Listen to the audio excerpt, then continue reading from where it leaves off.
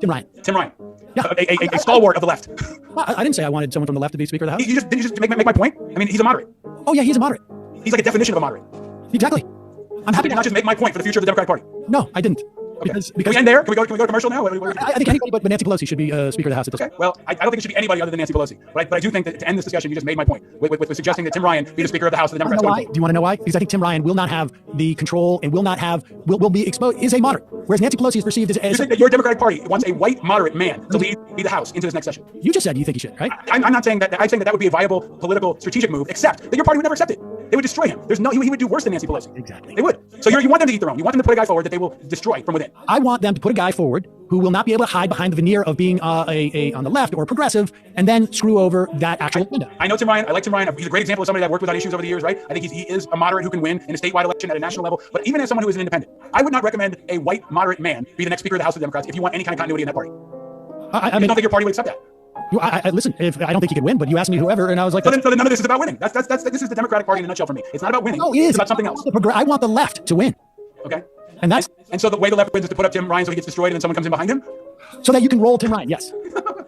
Well, I appreciate your perspective, Sam, and Republicans thank you for it. Well, it's the independents who are really the problem, I think. Right, we're the problem. Keep saying that. That'll make us join the Democratic Party. Well, maybe you shouldn't take it so personally. Who cares what Sam Cedar says? I'm not a Democratic official. I take it personally because the stakes are so high right now. And I think one thing we can agree on is that this president is a catastrophic, immediate, urgent threat to everything. And if we can't be aligned on the simple things, then we cannot be aligned on the big things. And right now, Donald Trump has taken advantage for 4 years of the fact that the Democrats eat their own. Amy McGrath said she'd work with them. That's the problem with the moderate. But and that's why she lost. We needed a Democratic Party that would show that Republicans are the problem because they are the ones who support Donald Trump. You have Mitch McConnell. I get it. Your argument is that we are the Democrats. We're not Donald Trump. That's what Joe Biden ran on and it won. He also ran on I'm Joe Biden. And that's what the Democrat, he did. You may not think so, but that's why he won.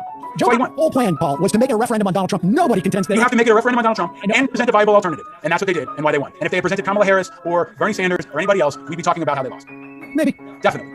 All right. Get some polling data for next time. All right.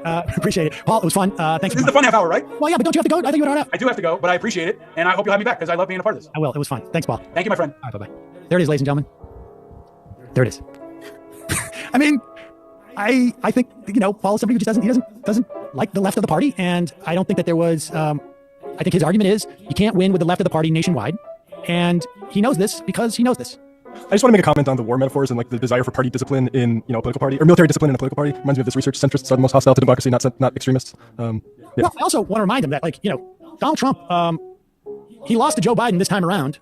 But let's be clear. I mean, he won last time by saying, by supposedly, to the extent that, by crapping on John McCain, on crapping on the military. It's not like he won by a huge amount, lost by a huge amount. In Pennsylvania and these other states, 10, 20,000 people, whatnot.